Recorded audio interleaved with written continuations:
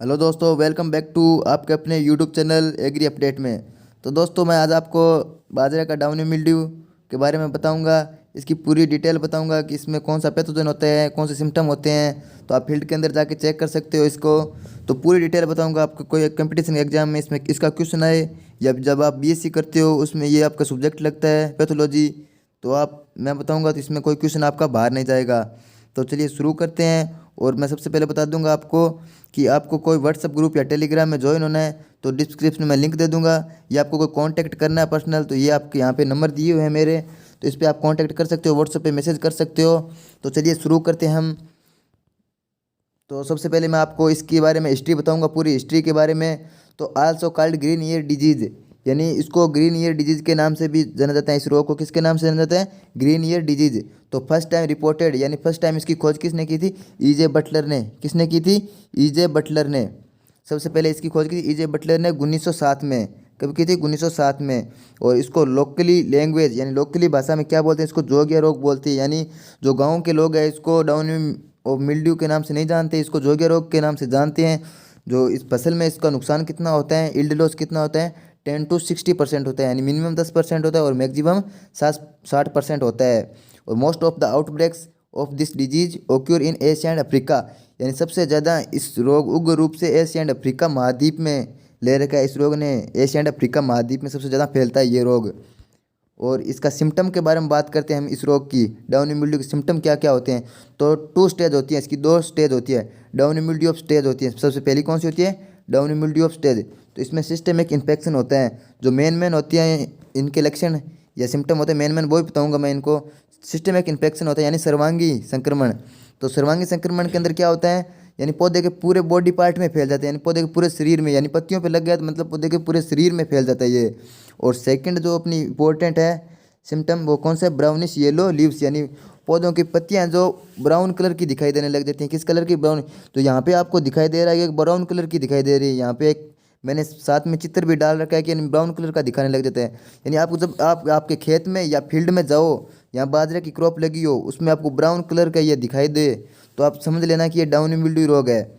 और कॉटनीय fungal growth दिखाई देती है अंडर साइड लीव्स, यानी कपास ये कवके वर्दी दिखाई देती हैं पौधों की पत्तियों की निचली सतह पर कपास ये कवके वर्दी दिखाई देती हैं।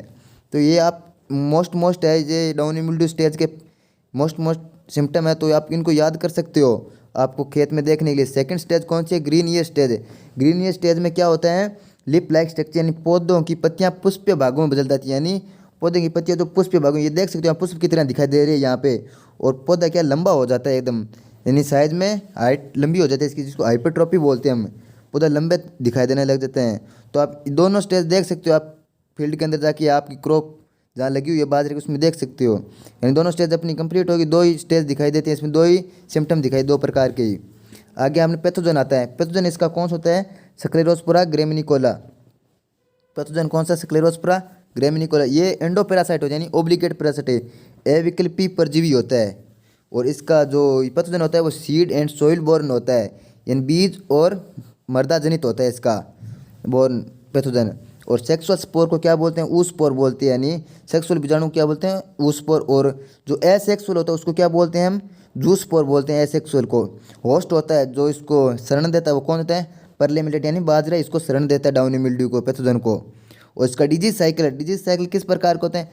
पॉलीसाइक्लिक होता है, यानी अनेक प्रकार में बंटा होता है इसका डिजीज साइकिल, सेक्सुअल होता है। और इसकी फेवरेबल कंडीशन कौन सी होती है? फेवरेबल कंडीशन, यानी इसको वृद्धि के लिए इसको टेम्परेचर या मॉइस्चर कितनी चाहिए? तो इसको मॉइस्चर 90% से अधिक चाहिए, जब भी ये रोग फैलता है। 90% से अधिक मॉइस्चर होगी तो आपके क्रॉप में ये रोग होता है। और टेम्परेचर 20 से 25 डिग्री सेल्सियस पे ये टेम्परेचर होता है, तभी ये रोग होता है आपकी क्रॉप में। और सोइल, ड्राई सोइल में सबसे ज़्यादा फैलता है। को ड्राई सोइल में सबसे ज़्यादा ये फैलता है डाउनी मिल्ड्यू रोग। और इसका फाइलम कौन सा होता है? ऊमाइकोटा। इसका फाइलम होता है ऊमाइकोटा। और ऑर्डर होता है परनोस्पेरेल्स। और जब आप इस स्क्लेरोस्पोरा ग्रेमिनिकोला को जब आप देखोगे माइक्रोस्कोप के अंदर, तो आपको यहाँ पे एक मैंने चित्र डाल रखे हैं, इस तरह का दिखाई देगा आपको ये स्क्लेरोस्पोरा ग्रेमिनिकोला। आगे चलते हैं, मैं आपका डाउनी मिल्ड्यू मैनेजमेंट के बारे में बताऊंगा। मैनेजमेंट कैसे करते हैं इसका। सबसे पहले हम कल्चरल मैनेजमेंट के बारे में बात करेंगे कि कल्चरल मैनेजमेंट कैसे होता है इसका डाउनी मिल्ड्यू का।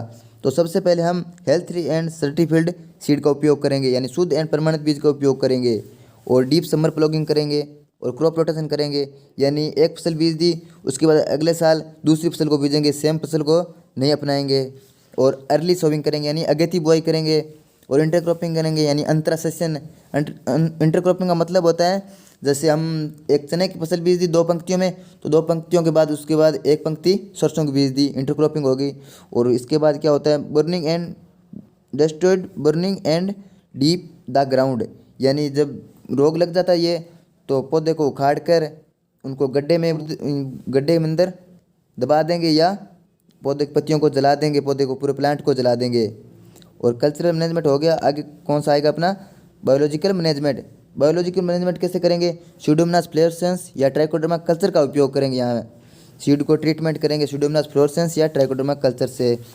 और इसके बाद हम एक इसके रेजिस्टेंस वेराइटी भी आती है, रेजिस्टेंस वेराइटी तो इम्पोर्टेंट है वो मैं आपको बता दूंगा। WCC 75 सबसे इम्पोर्टेंट वेराइटी है। और ICMH 451, पुसा मोती, पुसा 23 और ICMH 88088, राज 171 एक्सेट्रा, यानी जो मेन वेराइटी है वही मैंने बताई है। ऐसे वेराइटी तो बहुत ज़्यादा होती है, जो मेन आपके एग्जाम में पूछी जाती है वही बताई है मैंने। और जो केमिकल मैनेजमेंट वो कैसे करते हैं, केमिकल मैनेजमेंट तो केमिकल मैनेजमेंट में हम सीड को सबसे पहले एपरोन SD 35 6 ग्राम लेते हैं। और जो बीज होते हैं 1 kg बीज में इसको डाल लेते हैं 6 ग्राम एपरोन SD 5 को। और वहाँ ट्रीटमेंट करके बीजोपचार करके फील्ड के अंदर हम लगा देते हैं या मशीन से बुआई कर देते हैं सीड की। जब बुआई कर लेते हैं हम तो 21 दिन बाद बुआई के बाजरे के 21 दिन बाद मैनकोजेब का स्प्रे के अंदर छिड़काव कर देते हैं। और रीडोमिल का भी उपयोग कर सकते हैं हम। और आपको वीडियो अच्छा लगा तो वीडियो को लाइक कीजिए, चैनल को सब्सक्राइब कीजिए और आप अपने दोस्तों के साथ भी शेयर कर सकते हो इसको। और कोई भी आपको समझ में नहीं आया या तो आप हम कमेंट करके हमको आपको बता सकते हैं आप हमको। धन्यवाद।